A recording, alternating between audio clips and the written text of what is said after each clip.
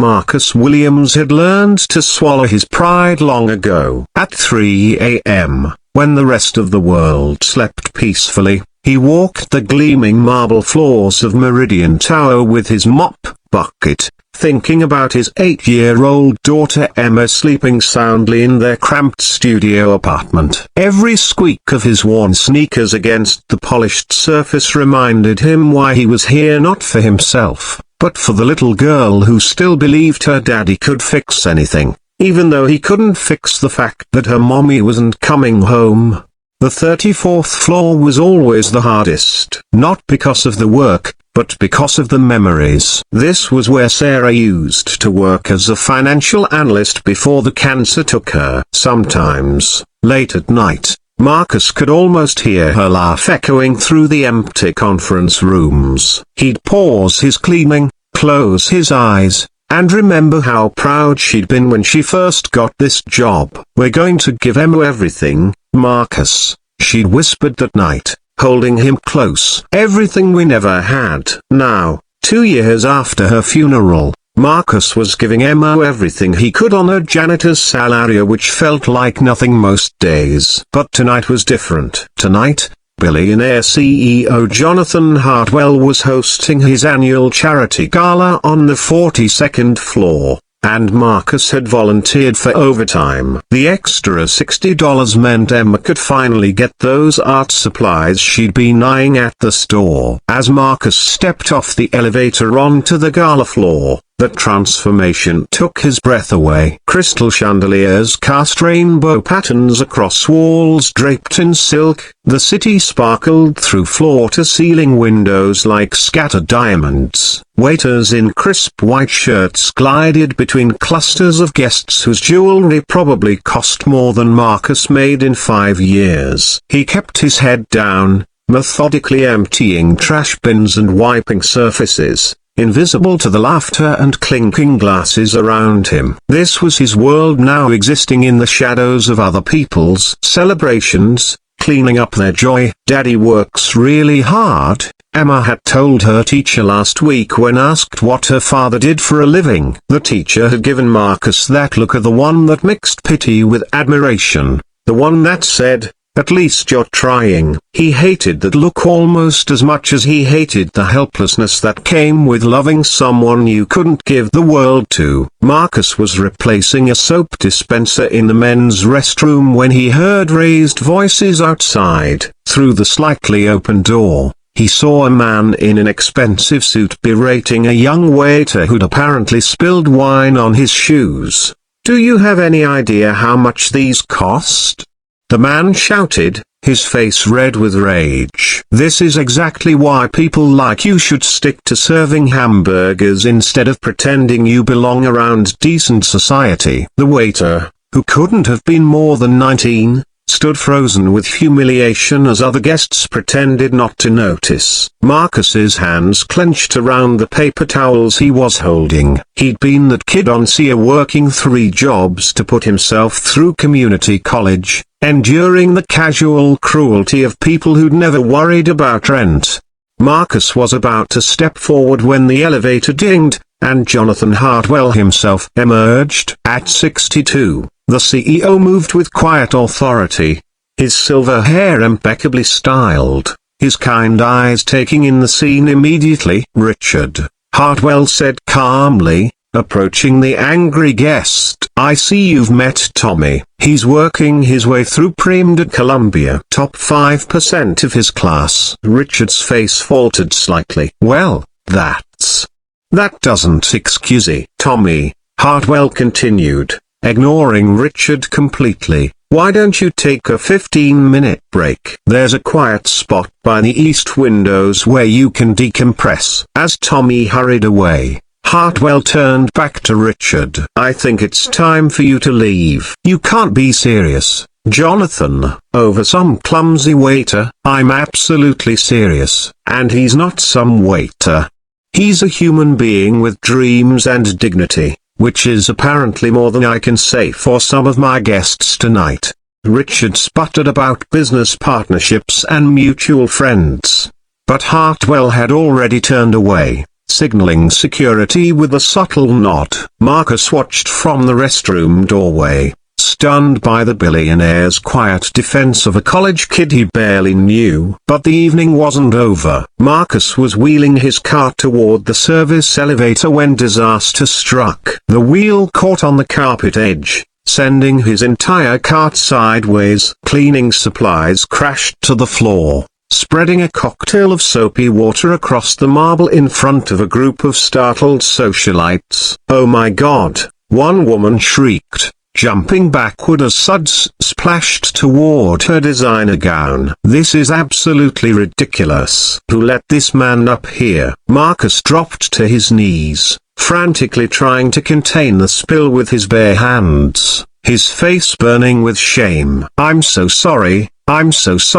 he mumbled, not daring to look up at the circle of expensive shoes surrounding him. "This is exactly what's wrong with this city," another voice joined in. "Hiring people who clearly can't handle the job. Someone could have been hurt. Maybe stick to day shifts where you can see what you're doing." Someone else laughed cruelly. Marcus's vision blurred, not from tears, but from the sudden memory of Emma's school play last month. She'd been a sunflower in the class production, beaming with pride as she spotted him in the audience. Afterward, she'd run into his arms, not caring that his work clothes smelled like disinfectant. "You're the best daddy in the whole world," she'd whispered against his neck. He was trying to hold on to that memory when a pair of perfectly polished dress shoes appeared in his line of sight. Then Jonathan Hartwell was kneeling beside him on the wet marble, his $1,000 suit soaking up soapy water. "Let me help you," Hartwell said quietly, grabbing paper towels from Marcus's scattered supplies. The circle of onlookers fell silent, their casual cruelty suddenly inappropriate in the presence of their host. Marcus looked up, meeting Hartwell's eyes for the first time. "Mr. Hartwell, you don't need to your suit.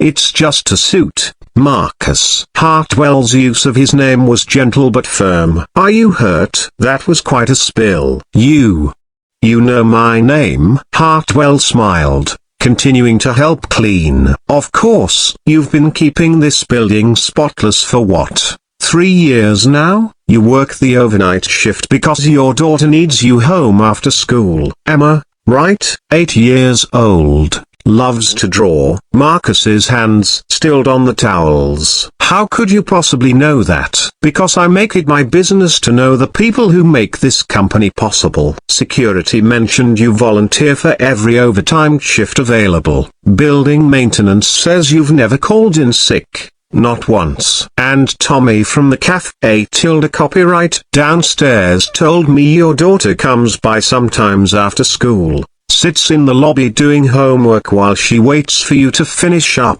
The socialites had begun to drift away, their appetite for public humiliation apparently satisfied. But Marcus barely noticed. He was staring at this billionaire who somehow knew more about his life than his own neighbors. "Mr. Hartwell, yeah, you know what I see when I look at you, Marcus?" Hartwell interrupted, standing and extending his hand to help Marcus up. "I see a man who lost his wife 2 years ago and never missed a day of work. A father who's raising a daughter on his own and doing a damn good job of it. A person who treats this building like it's his own home because he understands that excellence isn't about the size of your paycheck, it's about the size of your character."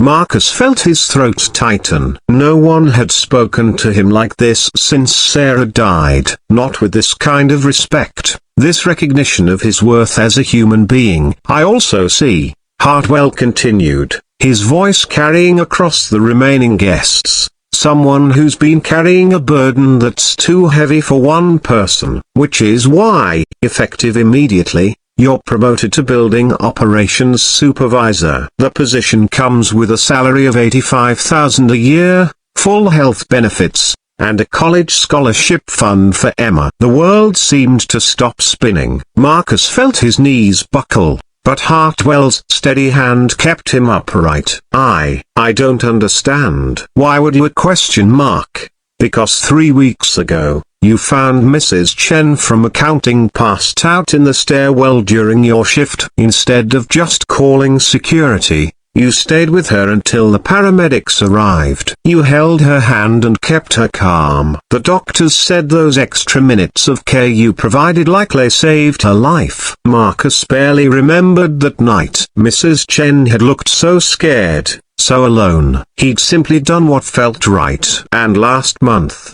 Hartwell continued, you spent your lunch break helping Tommy study for his MCAT. He told me you used to dream of being a doctor yourself, before life took you in a different direction. But instead of being bitter, you decided to help someone else achieve what you couldn't. That's what you do for people, Marcus whispered. Exactly. Hartwell smiled. That's what good people do. And good people shouldn't have to choose between dignity and survival. As word spread through the gala, something beautiful happened. The same guests who'd stood silent during Marcus's humiliation now approached with genuine respect. Mrs. Patterson, whose harsh words had stung the deepest, quietly pressed a business card into his hand. My company sponsors art programs for children, she said softly. Emma might enjoy our summer workshops. Later that night, as Marcus finally headed home, he found Hartwell waiting by the elevator. There's one more thing, the CEO said, handing him a small wrapped package. Emma's birthday is next week, isn't it? Marcus opened it with trembling hands. Inside was a professional answer to everything Emma had been dreaming of and more. How did you?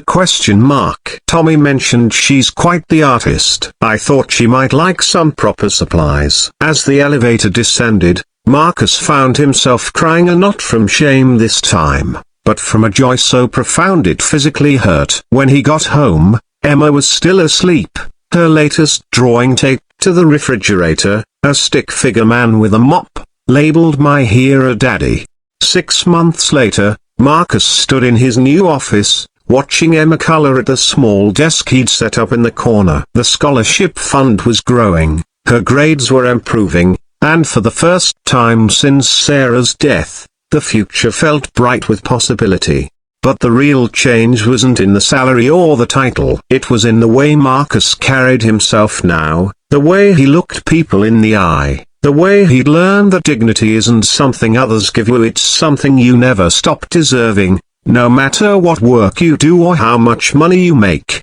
And sometimes, if you're very lucky, the world sends you someone who reminds you of that truth when you need it most.